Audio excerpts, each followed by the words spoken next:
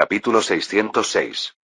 Para el ministro de Comercio francés, las cifras de exportación se han disparado, aumentando a un ritmo de más del 10% mensual. Aunque las fábricas francesas afectadas por las estafas de pedidos anteriores habían mitigado en gran medida sus pérdidas después de recibir subsidios y vender la mayor parte de sus existencias, los trabajadores adicionales que habían contratado y las máquinas que habían comprado para cumplir con esos pedidos todavía eran un dolor de cabeza. Recientemente, a medida que floreció el comercio de contrabando con Inglaterra y Portugal, la mayoría de las fábricas comenzaron a operar con su capacidad ociosa, e incluso hubo una ligera escasez de suministro. Entretanto, a medida que aumentaba el volumen de mercancías transportadas hacia el sur de los Países Bajos, el ritmo de la construcción en la región valona mejoraba considerablemente. El dinero fluía hacia allí, lo que naturalmente la convirtió en una zona más rica.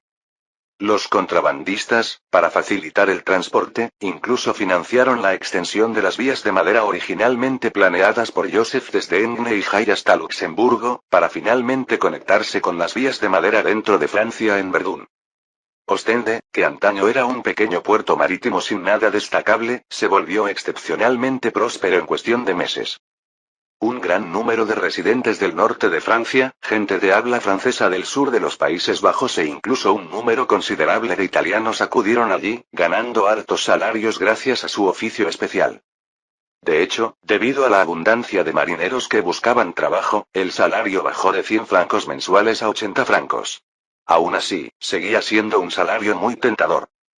A estas personas era necesario proveerles de comida, ropa, alojamiento y transporte, y sus salarios necesitaban un lugar donde gastarlos, lo que trajo como resultado más albañiles, carpinteros, zapateros e incluso mujeres caídas. Numerosas residencias, tiendas y lugares de ocio surgieron alrededor del puerto como hongos después de la lluvia. La población en la zona de Ostende aumentó de poco más de 4.000 a más de 50.000 habitantes y continuó aumentando. Al principio, el gobierno austríaco tenía un control débil sobre el sur de los Países Bajos, y esas decenas de miles de personas francófonas apenas prestaban atención a las políticas de Bruselas, mientras que la influencia de la Cámara de Comercio de Valonia se expandía gradualmente al noroeste del sur de los Países Bajos. Se podría decir que si no fuera por la preocupación de Joseph de provocar a Austria, podría haber anexado inmediatamente el área al sur de Bruselas a Francia, una ganancia inesperada que no había previsto antes. Mientras algunos se alegraban, otros se preocupaban. En medio del floreciente comercio marítimo de Ostende, Londres se enfrentaba a un aterrador terremoto. En un café de Thamesport, Mesmer, vestido de erudito, miró a regañadientes hacia los lejanos distritos de Londres y suspiró. Estoy seguro de que Sir Enfield ha mostrado gran interés en las perspectivas que describí. En 3 días, como máximo, invertiría 50.000 libras esterlinas para comprar los bonos de la compañía. Miró a Carolina, que estaba saboreando el café. Aún así, no me das estos 3 días. Carolina lo ignoró y Stiller, el gerente general de Lightning Company con un pequeño bigote, susurró. El barón Morant enfrentó consultas en el Congreso, realmente no podíamos demorarnos más. Debido a los repetidos retrasos en el proyecto de farolas de gas en Londres, el señor Morant, que promovió fuertemente este proyecto, perdió prestigio debido a que sus rivales políticos aprovecharon el asunto. Por lo tanto, Morant ordenó severamente al alcalde de Londres que presente resultados suficientes para silenciar al Congreso antes de finales de este año. Este último aceptó de inmediato. Tenía mucha confianza porque el farol de gas de Londres ya estaba completado en un 80% y solo necesitaba pruebas de gas para estar operativo. Este porcentaje cubría casi toda la ciudad, y él creía que en el momento en que Londres se iluminara por la noche, los miembros del Congreso seguramente estarían sonriendo. Sí, la compañía Lightning informó al alcalde Herbert que el proyecto de farolas de gas de Londres estaba próximo a completarse, y este no tenía dudas. A esa altura, las calles de Londres estaban llenas de farolas, cuyos elegantes diseños y robustos pernos exudaban una belleza industrial. Sin embargo, lo que Herbert no sabía era que estas farolas eran hermosas solo en apariencia. Todas las farolas fueron fabricadas e instaladas por subcontratistas siguiendo estrictamente los diseños de Lightning Company. No solo las juntas de las tuberías no se pudieron sellar, pues carecían de las válvulas necesarias, sino que incluso el material de los conductos de gas fue cuidadosamente seleccionado y se garantizaba su corrosión al año de su instalación. Esto significaba que incluso si los británicos invertían una gran cantidad de dinero para encontrar a alguien que continuara este proyecto inacabado, tendrían que desenterrar todas las tuberías nuevamente al año siguiente, y el costo incluso superaría la instalación de nuevas tuberías. Posteriormente, Ebert solicitó a la Lightning Company que pusiera en funcionamiento las farolas terminadas. Para la carrera del señor Morant, también anunció públicamente una gran ceremonia para encender las farolas de gas de las calles de Londres a finales de año. Por supuesto, las farolas no se encendían. Así que, después de hablarlo, Carolina y Stiller decidieron que era hora de huir. Y en realidad ya habían ganado bastante. Apenas unas horas después de que el barco que transportaba a Carolina y otros partiera del puerto de Támesis, el alcalde de Londres, el barón Morant, y un grupo de funcionarios aparecieron en el lugar de la ceremonia. Sin embargo, cuando Herbert escuchó un susurro de su asistente, se enojó un poco. El gerente general y los altos ejecutivos de Lightning Company estaban ausentes y no se pudo contactar con ellos. Herbert observó a los miles de civiles y a un nutrido grupo de periodistas presentes en el lugar, con un mal presentimiento. Pero al ver a un técnico de la compañía Lightning no muy lejos, junto con algunos ejecutivos involucrados en el proyecto de farolas de gas, respiró aliviado. Mientras hubiera un técnico, bastaría con encender las lámparas. Después podría ajustar cuentas con Stiller. Cuando el sol comenzó a ponerse, luego de que los congresistas y alcaldes hubieran hecho sus elocuentes discursos, el cielo se oscureció justo en su punto justo. El barón Morant levantó la mano con entusiasmo. Usemos la luz para disipar la oscuridad de Londres. Inmediatamente se dispersaron decenas de faroleros, cada uno destapando las pantallas de cristal e insertando un extremo de una delgada varilla encendida en las lámparas. Entonces todos se sorprendieron al comprobar las válvulas e intentar encenderlas de nuevo. La noche permaneció tan oscura como antes. Los encendedores cambiaron rápidamente de lámpara para probar, pero todavía no pudieron encenderlas. Después de media hora, llegaron noticias de todo Londres de que no se podía encender ni una sola lámpara. Herbert miró ferozmente al técnico de la compañía Lightning, quien rápidamente explicó con cara de preocupación. Alcalde, debe ser que no ha pasado el gas. Ya he enviado a alguien a revisar. Sin embargo, la verificación no dio ningún resultado y una hora después, Herbert anunció con tristeza. Debido a problemas técnicos, la ceremonia de encendido se pospone. A la mañana siguiente, Herbert dirigió a un grupo de funcionarios a la compañía Lightning para exigir responsabilidades.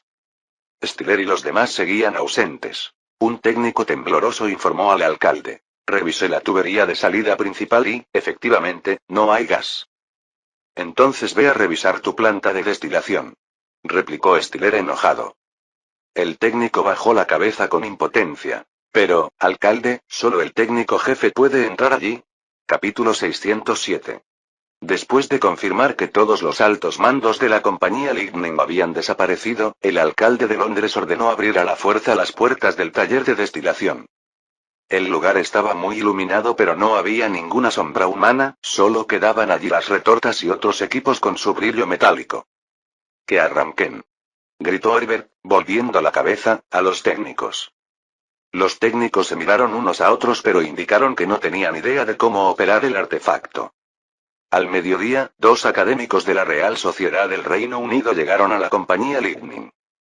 Después de varias comprobaciones e intentos de funcionamiento, el mayor de los dos le dijo a Herbert. Me temo, señor alcalde, que esta cosa no parece ser más que una lata de hierro vacía. Ni siquiera puede arder por un tiempo prolongado, señaló el otro erudito hacia el horno. Solo hay espacio suficiente dentro para menos de 50 libras de carbón, absolutamente insuficiente para destilar gas para todo Londres. Herbert, sin perder la esperanza, hizo que los académicos pusieran patas arriba a la compañía de iluminación. Finalmente, se confirmó que solo el equipo del sótano podía producir una pequeña cantidad de gas. Se trataba de un simple proyecto de fachada para mantener unas pocas docenas de farolas alrededor del Ayuntamiento de Londres. Además no se pudo producir ni medio litro de gas. Herbert se quedó atónito durante varios minutos antes de darse cuenta finalmente de que se había topado con una estafa colosal. No, no fue solo él. Todo Londres e incluso toda Inglaterra habían sido engañados. Esa misma noche, el asunto fue comunicado directamente a William Pitt Jr. El joven primer ministro miró fijamente al duque de Portland, ministro del Interior, y frunció el ceño. Entonces, ¿está diciendo que esta Lightning Company también emitió varios cientos de miles de libras esterlinas en bonos a través del banco? Este último asintió. Banco de Crédito Comercial, fundado por la familia Godemid. Ya he enviado a alguien a verificar el importe total de los bonos, que se estima en al menos 700.000 libras. Pitt sintió un mareo repentino. 700.000 libras, una cifra que sin duda podría causar revuelo en Londres. Tengan en cuenta que la financiación del proyecto de alumbrado público a gas fue de tan solo 300.000 libras. Se apresuró a decir, ¿cuál es la relación entre Commerce Credit Bank y Lightning Company? Congelen todas sus cuentas de inmediato. Sí, señor primer ministro, así lo he hecho, respondió el duque de Portland. La cuenta bancaria solo contiene poco más de 20.000 libras. Aún se están contabilizando otros activos. En cuanto a su relación, ahora parece probable que fueran cómplices. Los fondos que los británicos usaron para comprar los bonos de la Lightning Company habían sido transferidos hacía tiempo. Esas 20.000 libras eran simplemente depósitos del propio banco. Pitt golpeó la mesa con el puño y preguntó inconscientemente, ¿es demasiado tarde para contener la noticia? Eso podría ser difícil, dudó el duque. Al fin y al cabo, hay demasiadas personas involucradas, y ni siquiera se han encendido las farolas de Londres. Pitt inhaló profundamente y ordenó. Vaya al banco y a la compañía Lightning de inmediato, trate de encontrar tantos activos como pueda para mitigar el impacto del evento. Además, que Morgan renuncie de inmediato a su cargo como diputado. En cuanto a Herbert, al ser el responsable directo, solo podemos usarlo para calmar la ira pública. Fue solo en ese momento que todavía trató el asunto como una estafa común y corriente, aunque con una cantidad muy grande involucrada, y por lo tanto todavía estaba contemplando cómo reducir el impacto y gestionar las consecuencias. En realidad, en comparación con los varios cientos de miles de dólares en bonos de empresas, la bomba más explosiva fueron los subcontratistas involucrados en el proyecto de alumbrado público a gas de Londres. Después de que el duque de Portland se marchara, Pitt llamó a alguien de London Lloyds, la agencia de inteligencia privada más fuerte de Inglaterra, y les confió la investigación del caso del alumbrado público a gas. Las malas noticias siempre viajan más rápido. Al mediodía del día siguiente, casi todos los londinenses sabían que el alumbrado público a gas era un mero engaño. En lo alto del campanario de la iglesia, Sir Elvis miraba fijamente hacia la distancia. Había invertido toda su fortuna en bonos de la Lightning Company y ayer mismo se jactaba de su talento como inversor, seguro de un futuro prometedor, para convertirse hoy en el hazmerreír de todos. También recordó su comportamiento adulador hacia el barón Watson, llegando incluso a ofrecerle a su hermana a la cama para facilitarle a ese sujeto estafarle su dinero. Eres el tonto más grande del mundo. Se gritó a sí mismo. Un tonto no merece vivir. Dicho esto, saltó del campanario. La realidad puede parecer dura, pero también es justa. Si Joseph no hubiera descubierto el fraude de pedidos a tiempo y hubiera logrado recuperar parte de las pérdidas, Francia no tendría idea de cuántos dueños de fábricas en quiebra habrían optado por dar el salto definitivo como Watson. Quien mata, será asesinado. Inglaterra debería haber sabido que le esperaba una retribución feroz desde el momento en que decidió atacar el sistema industrial francés. En los días siguientes, la situación en Londres siguió deteriorándose. En primer lugar, decenas de subcontratistas implicados en el proyecto de alumbrado público a gas exigieron pagos por su trabajo al Ayuntamiento de Londres, que, naturalmente, los rechazó de plano. Estos subcontratistas habían firmado contratos con Lightning Company, y el Ayuntamiento de Londres no tenía forma de reconocer esas deudas. Además, el Ayuntamiento de Londres simplemente no tenía tanto dinero. Así empezó todo con algunos subcontratistas que se declararon en quiebra. Al fin y al cabo, se trataba de un proyecto que valía cientos de miles de libras, y por la parte del trabajo ya realizado, como la fabricación de lámparas y la instalación de tuberías, estas empresas habían pagado la factura, una más grande que la anterior, sin recibir un céntimo a cambio. Las pérdidas masivas no les dejaron otra opción que la quiebra. Pronto surgió una crisis de quiebras y en menos de un mes, casi 20 subcontratistas quebraron uno tras otro. Luego la onda expansiva de las quiebras empezó a extenderse río abajo. Los proveedores que habían vendido materiales y equipos a las empresas en quiebra, incapaces de recuperar deudas sustanciales, también comenzaron a quebrar. A esto le siguió un desempleo masivo entre los trabajadores contratados por estas empresas, quienes rápidamente convergieron frente al Ayuntamiento de Londres para unirse a las filas de protesta de los subcontratistas. Las ventanas del ayuntamiento estaban destrozadas y sus paredes exteriores salpicadas de suciedad, ya que los funcionarios estaban demasiado asustados para ir a trabajar. Finalmente, el alcalde Herbert vio a los manifestantes prendiendo fuego afuera del ayuntamiento y no pudo contenerse más y ordenó a la policía que dispersara a la multitud. Los enfrentamientos entre ambos bandos eran inevitables, lo que resultó en la detención de cientos de manifestantes y decenas de policías heridos ese día. Y los problemas más graves apenas empezaban a surgir. Todo comenzó cuando el Ayuntamiento de Londres necesitó reparar una tubería de alcantarillado problemática en una zona determinada y descubrió que era imposible encontrar un contratista para el trabajo. Una investigación ordenada por Herbert reveló que casi todas las compañías implicadas en la instalación de tuberías en Londres habían quebrado. En aquel entonces, el proyecto del alumbrado público a gas era demasiado tentador, todas las compañías medianamente capaces intentaron conseguir una tajada del proyecto, y luego todas fracasaron. De hecho, no fue solo la industria de instalación de tuberías, sino también las empresas involucradas en la fundición de tuberías, la fabricación de válvulas, la producción de lámparas de gas, el procesamiento de equipos de destilación e industrias relacionadas.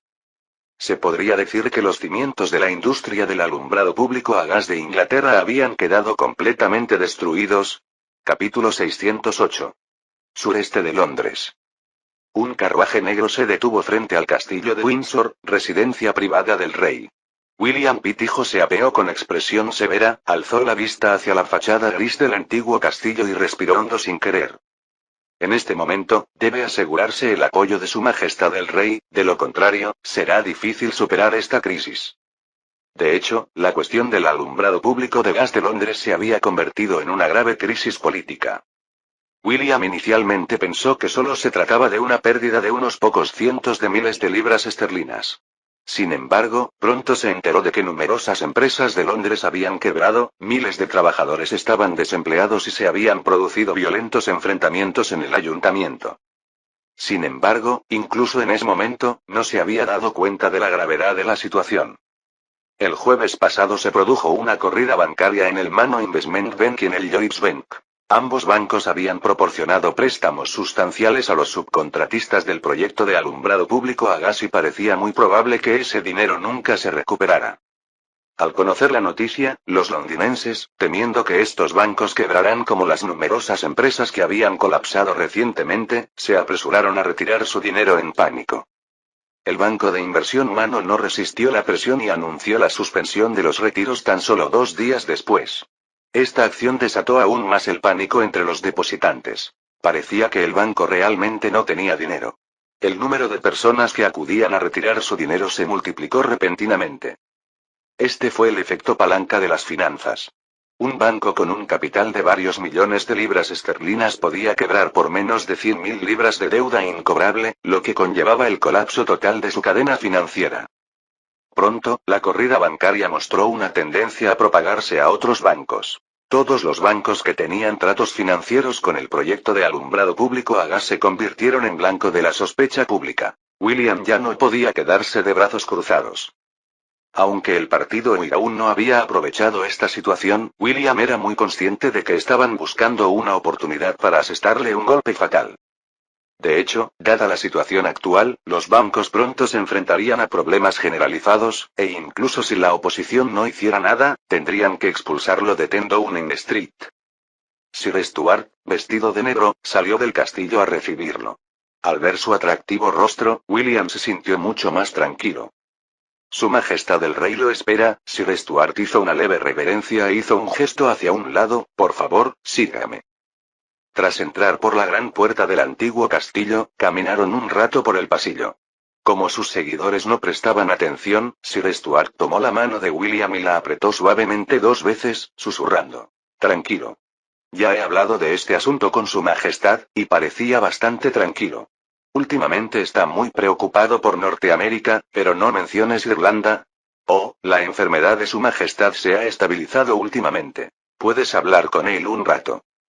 William le devolvió el apretón de manos y se lo frotó contra la frente, lo que intensificó su sensación de alivio. Miró a Sir Stuart con una mirada llena de dependencia y gratitud. Este asintió levemente. Ninguno de los dos dijo nada más, pero ambos entendieron las intenciones del otro. Sí, eran amantes secretos. La capacidad de Guillermo para ganarse el favor de Jorge III era inseparable del fuerte apoyo de Sir Stuart como secretario del rey. Poco después, Sir Stuart abrió la puerta de la oficina del rey y dijo: Su Majestad, el señor Pitt está aquí. Oh, pasa, dijo una voz algo ronca detrás del escritorio. William levantó la vista y vio a Jorge III reclinado en su silla, vestido con una gruesa túnica blanca de lino, con el rostro y la barba desaliñados y con marcas alrededor del cuello, y con aspecto bastante fatigado, obviamente recién había recibido tratamiento. Se apresuró a avanzar e hizo una reverencia. Su Majestad. Jorge III hizo un gesto con la mano y señaló una silla a su izquierda. Siéntate. Estás aquí por el alumbrado público de gas de Londres, ¿verdad? Sí, Su Majestad. Entonces, ¿cuáles son tus planes? Algunos bancos se han visto afectados ahora, lo que complica un poco las cosas. William luego explicó la situación con los bancos siendo atacados. Jorge III suspiró. Por lo tanto, debemos tener fondos para manejar a los depositantes, y de ninguna manera debemos permitir que el primer banco quiebre. Mientras los bancos pudieran resistir, en el plazo de un mes o dos la gente iría recuperando gradualmente su confianza en ellos, deteniendo así la corrida. Pero si algún banco quebrara, el pánico se extendería rápidamente, aumentando el número de corridas bancarias, y no se sabía cuántos bancos más quebrarían. Sí, Su Majestad, asintió William. Al menos 700.000 libras esterlinas. ¿Has encontrado una solución? El rey sabía que el primer ministro no le pedía dinero, pues él mismo tenía poco. William dudó un momento y dijo: el señor Henry Ope, el banquero holandés contra el que Viena ha emitido una orden de arresto, todavía se encuentra en Londres. Si lo entregamos al emperador Leopoldo II, reforzaríamos enormemente las relaciones entre ambos países. Jorge III se acarició la barba con calma. Sigamos con el asunto diplomático. Pero recuerdo que ya había retirado algo de dinero para llevar a cabo su plan. ¿Le quedan suficientes activos para cubrir 700.000 libras? Probablemente no sea suficiente. Sin embargo, el inversor holandés que lo acompañaba, Vankevich, también estuvo involucrado en ese plan de intercambio. Podemos tratarlo como coautor. Jorge III asintió levemente. Después de obtener los fondos, ¿cómo planea abordar los demás asuntos? La semana pasada, encontramos el cuerpo del dueño del Commerce Credit Bank, continuó William, fue un suicidio y dejó una nota de suicidio diciendo que había querido expandir su negocio bancario a través del proyecto de alumbrado público a gas, pero encontró problemas técnicos que hicieron imposible entregar el proyecto. Eligió suicidarse tras quedarse sin los fondos necesarios para sostener el proyecto. Jorge III se burló. ¿Ja, lo crees? William reflexionó un momento, miró al rey y dijo: deberíamos elegir creer. Si el gobierno británico reconociera la declaración de la nota de suicidio, el cerebro detrás de todo el asunto sería primero capturado, aunque muerto, pero al menos daría vía libre a la indignación pública. Esto era mucho mejor que dejar al criminal en libertad, lo que significaría que, incluso después de una década o más, la gente seguiría sacando a la luz este caso. En segundo lugar, los fondos defraudados tenían una explicación. Todos ellos se habían gastado en el proyecto del alumbrado público, aunque los gastos eran misteriosamente altos, pero al menos ya no era necesario llenar ese hueco. Al ver que el rey asentía, William respiró aliviado y continuó. Por parte del gobierno, planeamos procesar al alcalde de Londres, Herbert, y a otros funcionarios involucrados en el asunto del alumbrado público de gas. Jorge III lo interrumpió. No hace falta. Herbert simplemente fue engañado por los estafadores, como cualquiera puede cometer errores. Simplemente despídanlo de su puesto. Para Guillermo estaba claro lo que pretendía el rey. El proyecto fue entregado a la compañía Lightning, y era casi seguro que Herbert había aceptado sobornos. Si se descubrían más tarde los tratos corruptos, la indignación pública por el proyecto de alumbrado público a gas no haría más que intensificarse. Capítulo 609. William Pitt Jr. había estado discutiendo con Jorge III durante casi 2 horas, y finalmente tenía una imagen clara en su mente. El rey todavía lo apoyaba. Al ver la figura familiar del Dr. Willis en la puerta, dijo rápidamente: Majestad, resolveré el asunto de las farolas de gas lo antes posible. Es solo que, Lord Fox. Se refería a James Fox, el líder del opositor partido Whig. Nos centramos en nuestra estrategia hacia Francia, que requiere un gabinete estable. Convenceré a los Whigs de que no causen problemas. Jorge III no había terminado su frase cuando el Dr. Willis se acercó, hizo una reverencia y dijo: Majestad, es hora de su tratamiento.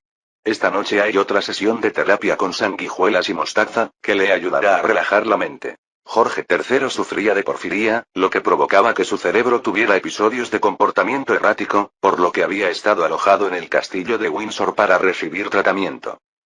Los tratamientos incluían restricciones, reprimendas, azotes, garrotes, sangrías, insectos venenosos, etc. Pues bien, la condición física del rey de Inglaterra no era mala. Logró soportar estas torturas y el tormento de la enfermedad mental, viviendo hasta los 82 años. Las piernas de Jorge III comenzaron a temblar levemente, pero apretó los dientes para estabilizar sus emociones y finalmente instó a William Pitt Jr. Si todo lo demás falla, desvíe la atención de la gente al extranjero, señor primer ministro. En los días tranquilos el tiempo siempre vuela. Poco después de Navidad, las brisas de principios de primavera ya habían comenzado a acariciar la tierra de Francia. La sala de conferencias en el Palacio de Versalles estaba cálidamente calentita por la chimenea, y los ministros del gabinete sentados alrededor de la mesa de conferencias estaban todos sonriendo, susurrando ocasionalmente entre ellos. Es evidente que todos están bastante satisfechos con los logros alcanzados durante el año pasado y la reunión del gabinete de hoy tenía como objetivo discutir los datos estadísticos presentados por los distintos departamentos el año anterior. Normalmente, Joseph discutía cada sector individualmente con cada ministro, pero después de haber presidido reuniones del gabinete durante el último medio año, decidió presentar los resúmenes anuales aquí este año. Por un lado, permitió que los distintos departamentos se compararan entre sí, fomentando un sentido de competencia. Por otra parte, también se fortaleció la cooperación entre los distintos departamentos. Por ejemplo, el ministro de Comercio deberá formular el plan de trabajo de este año basándose en la tasa de crecimiento del sector industrial. La reina María se sentó a la cabecera de la mesa. Después de que todos le presentaran sus respetos, sonrió a Brian y dijo: Arzobispo Brienne, por favor, comience. Aunque no se ocupaba mucho de asuntos específicos, asistió persistentemente para apoyar a su hijo, ya que le preocupaba que los ministros rebeldes no obedecieran las órdenes del príncipe heredero. Brian hizo una reverencia a la reina y al príncipe heredero, comenzó con algunas bromas de rutina y luego fue directo al grano. Según la agenda, comenzaré describiendo la situación financiera del año pasado. Al oír esto, todos los ministros tomaron el informe de finanzas nacionales de 1791 que ya estaba sobre la mesa y comenzaron a hojearlo. La sonrisa de Brian era omnipresente, y no pudo contenerla. Gracias a la bendición de Jesús, y bajo la cuidadosa administración de la reina y el príncipe heredero, los ingresos nacionales totales del año pasado alcanzaron los 740 millones de francos. Un aumento de 110 millones de francos con respecto al año anterior. Los ministros ya habían oído rumores del gran aumento de los ingresos financieros, pero no esperaban que fuera tan sustancial. Inmediatamente se sintieron vigorizados, asintieron y felicitaron a Brian. Una tasa de crecimiento anual del 17%. Incluso en la revolución industrial, este fue un logro excepcional. La sonrisa de Brian se hizo aún más grande, sin siquiera mirar los documentos. Estaba claro que los había memorizado. Y el gasto fiscal total del año pasado fue de 640 millones de francos. Esto significa que hemos conseguido un superávit sustancial de 98 millones de francos. Cuando terminó de hablar, se quedó sin palabras y tuvo que inclinar la cabeza y respirar profundamente varias veces para recomponerse.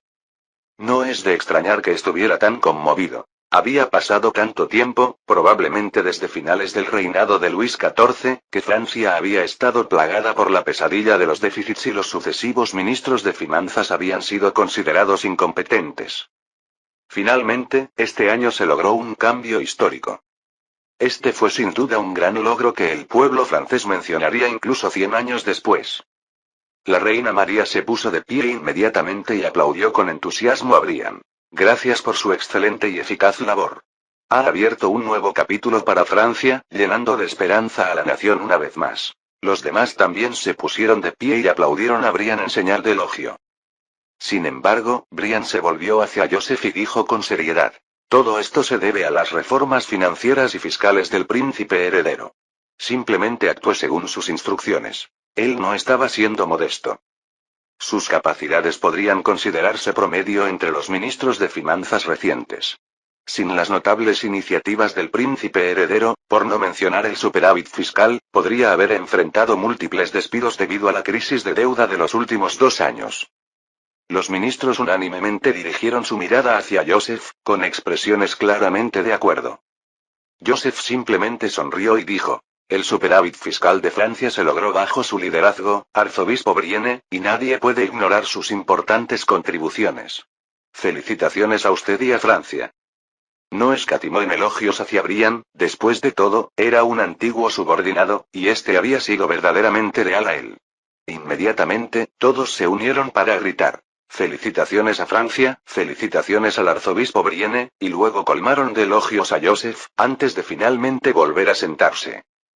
Brian continuó: este año nuestra deuda nacional se reducirá a 1.980 millones de francos. Si el plan de sustitución de la deuda se desarrolla sin contratiempos, nuestros gastos de intereses fijos podrían reducirse a 84 millones de francos este año. Su plan de reemplazo consistía en emitir bonos gubernamentales a bajo interés para recaudar fondos y recomprar préstamos anteriores con intereses altos, una sustitución de alto bajo interés. Sin embargo, esto se basaba en el optimismo público sobre el desarrollo de Francia, lo que permitió la reducción de los tipos de interés de los bonos nacionales. Y Brian claramente sintió que no había necesidad de preocuparse por las ventas de bonos del gobierno, ya que había visto los informes industriales y agrícolas del año anterior. La multitud vitoreó y aplaudió de nuevo. Aunque la deuda nacional total de Francia seguía siendo extremadamente alta, con este nivel de interés, ya se acercaba a un rango saludable. Si lograban mantener este impulso, Francia podría salir completamente de la sombra de la deuda en tan solo 4 o 5 años. Sin embargo, en comparación con el júbilo de los demás, Joseph permaneció bastante tranquilo. Sabía bien que el importante superávit del año pasado era un caso especial y que sería difícil replicarlo en el futuro. Una de las razones fue que a principios de año se hizo justicia a muchos recaudadores de impuestos, cuyas propiedades fueron confiscadas, lo que por sí solo supuso una ganancia de decenas de millones de francos. De hecho, debido a la inexperiencia de la Oficina de Impuestos, hubo incluso una disminución de los ingresos fiscales hasta que la implementación del sistema del impuesto al valor agregado mejoró la situación. Capítulo 610. El segundo acontecimiento fue el surgimiento vigoroso del comercio especial, que en solo 4 meses aportó decenas de millones de francos al tesoro. Además, gracias al volumen de ventas del comercio de contrabando, la producción de las fábricas en toda Francia aumentó significativamente, lo que dio lugar a un incremento sustancial de los ingresos fiscales. Sin embargo, Joseph sabía que el contrabando no podía sostenerse indefinidamente. Actualmente, solo estaban explotando una brecha que Inglaterra aún no había abordado, y una vez que los británicos reaccionaran con rigurosas inspecciones de flota y bloqueos, el volumen del contrabando seguramente disminuiría drásticamente. Joseph estimó que los beneficios del comercio especial solo podrían mantenerse durante un año más como máximo. Sin una armada fuerte, Francia seguía sin poder competir con Inglaterra en el mar. Por supuesto, Francia ya había completado las reformas fiscales, aboliendo los impuestos locales y la mayoría de los peajes, y el impulso del desarrollo industrial y comercial era prometedor. Así, incluso sin estas dos fuentes de ingresos irregulares, las finanzas para este año podrían al menos garantizar un superávit. Hablando de reformas fiscales, Joseph de repente volvió a sentir una inmensa presión. En los 2 últimos años, había implementado reformas extensas y radicales en Francia, y no era tan ingenuo como para creer que la simple implementación de reformas constituía un éxito completo. Esto fue solo el comienzo. Toda reforma implica una reestructuración masiva de intereses. Esto significaba que, si bien la mayoría de la gente se beneficiaría con las reformas, muchos otros, tal vez incluso sectores enteros de la sociedad, perderían sus intereses creados. Estas personas no aceptarían fácilmente su destino. Aunque temporalmente permanecieron ocultos bajo la presión real y se lamieron las heridas, no dudaron en causar problemas en cualquier oportunidad. Tomemos como ejemplo a los recaudadores de impuestos. Aunque muchos de los principales recaudadores de impuestos habían sido ejecutados, cada uno tenía miles de dependientes que dependían de ellos para su sustento, si no más. Estos individuos, tras la caída de los grandes recaudadores de impuestos, inevitablemente sufrieron un empeoramiento de su calidad de vida y estaban ciertamente muy insatisfechos con el gobierno francés, aunque no se atrevían a demostrarlo. De manera similar, ocurrió con el grupo de la vieja nobleza, las antiguas facciones militares e incluso las antiguas fuerzas policiales. Fue solo porque el impulso del desarrollo de Francia todavía era bueno, lo que permitía a esta gente disfrutar de los dividendos del desarrollo, que estos conflictos permanecieron encubiertos. Una vez que el impulso disminuyó, estos diversos conflictos estallaron de inmediato. En ese momento, incluso si pudieran reprimirlos con la fuerza militar, Francia sufriría daños tremendos. Si fuerzas extranjeras se aprovecharan de esta vulnerabilidad, las consecuencias serían inimaginables. Joseph estaba perdido en sus pensamientos mientras los ministros aplaudían a su alrededor. Así pues, era esencial mantener la competitividad de Francia, seguir ampliando el pastel y utilizar el atractivo de compartirlo para reprimir el descontento de las diversas fuerzas. Si esta situación pudiera mantenerse durante un decenio aproximadamente, Francia acabaría reconstruyendo un nuevo equilibrio de intereses. Para entonces, aunque algunos todavía querían sacar a la luz problemas pasados, otros los suprimirían para favorecer sus propios intereses sin que Joseph tuviera que intervenir. En cuanto a ampliar el pastel, había básicamente dos caminos: desarrollo interno y expansión externa. Después de que Briand terminó su informe, el ministro de Industria, Mirabeau, se puso de pie, su rostro también apenas ocultaba una sonrisa. El año pasado, nuestro país logró un tremendo desarrollo en el sector industrial, expandiéndose un 76%. Esta cifra parecía asombrosa, pero era alcanzable durante las primeras etapas de la revolución industrial. Es importante señalar que Francia todavía era principalmente una nación agrícola con una presencia industrial muy baja, por lo que la simple construcción de unas pocas fábricas podía llevar a un aumento masivo de la escala industrial. Sin embargo, parte de la razón por la que la escala industrial de Francia había crecido tan rápidamente se debía a la frenética expansión anterior de la producción de bienes bajo esquemas de fraude contractual.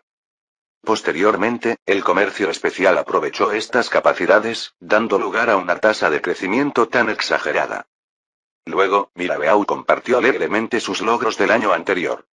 Crecimiento de la industria de maquinaria del 110%, crecimiento de la industria siderúrgica del 72%, crecimiento de la industria del carbón del 265%, crecimiento de la industria química del 175%, crecimiento de la industria cervecera del 12%, industria papelera, fabricación de muebles, industria farmacéutica.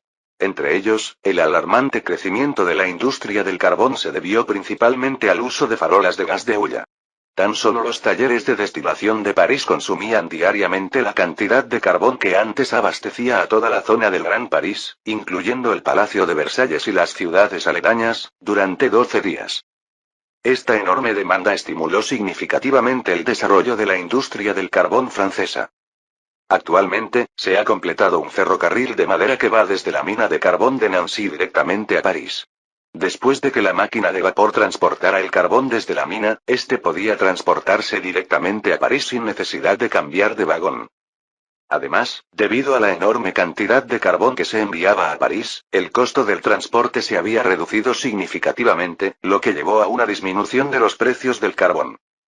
Como resultado, muchas familias que antes quemaban madera comenzaron a cambiar al carbón, impulsando aún más la industria del carbón. En ese momento, las minas de carbón de la región valona del sur de los Países Bajos aún no habían sido abiertas a la explotación, pero una vez que ciudades como Lyon y Reims instalaran farolas de gas de carbón, el carbón de la región valona fluiría continuamente a varias partes de Francia. En ese momento, la escala de la industria del carbón de Francia podría muy bien superar a la de Inglaterra. En cuanto a otro punto de crecimiento asombroso en la industria, la química, se debió principalmente a la entrada en funcionamiento de la primera fábrica de Francia que utilizaba el proceso real de álcali para producir carbonato sódico, con capacidad para producir 2.000 kilogramos de carbonato sódico al día. Además, el costo era extremadamente bajo, solo un tercio del anterior método de producción alcalina. En ese momento, Francia vendía carbonato de sodio al 70% del precio del mercado, monopolizando prácticamente todo el mercado de carbonato de sodio del continente europeo, incluida Inglaterra. Aunque debido al subdesarrollo de las industrias en los distintos países la demanda de carbonato de sodio no era muy alta, aún así generaba varios millones de francos en ingresos cada año. Además, con la reducción del precio del carbonato de sodio, los costos de producción del jabón, papel, tintes, productos farmacéuticos y otros productos franceses también disminuyeron considerablemente, mejorando rápidamente su competitividad a nivel internacional. Especialmente en regiones como el sur de Alemania, que tenían acuerdos comerciales con Francia, los productos mencionados representaban al menos el 70% de su mercado. Estos países nunca imaginaron, cuando firmaron los acuerdos, que Francia llegaría a hacer dumping de productos como el jabón, por lo que no establecieron aranceles proteccionistas sobre dichos productos. Después de que la reina dirigiera las felicitaciones a Mirabeau, el ministro de Agricultura, Benio, comenzó con entusiasmo su presentación. Nuestras fábricas de azúcar de remolacha comenzaron a producir a finales del año pasado, con una producción de 80.000 libras de azúcar blanco en el primer mes. Dada la escala actual de cultivo y el estado de construcción de las refinerías, deberíamos alcanzar una capacidad de producción de 600.000 libras mensuales este año.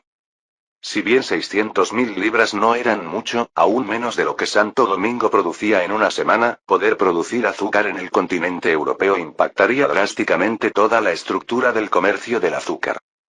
Benio presentó con entusiasmo la producción de fertilizantes de Francia y el cultivo de aceitunas en lugares como Túnez.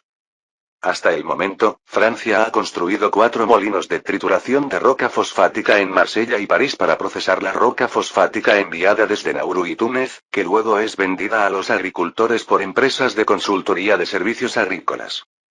Después de ser procesados y triturados, la efectividad de los fertilizantes de fosfato fue 30% mayor que cuando los agricultores los usaban sumergiéndolos ellos mismos en agua. Fin del capítulo 610.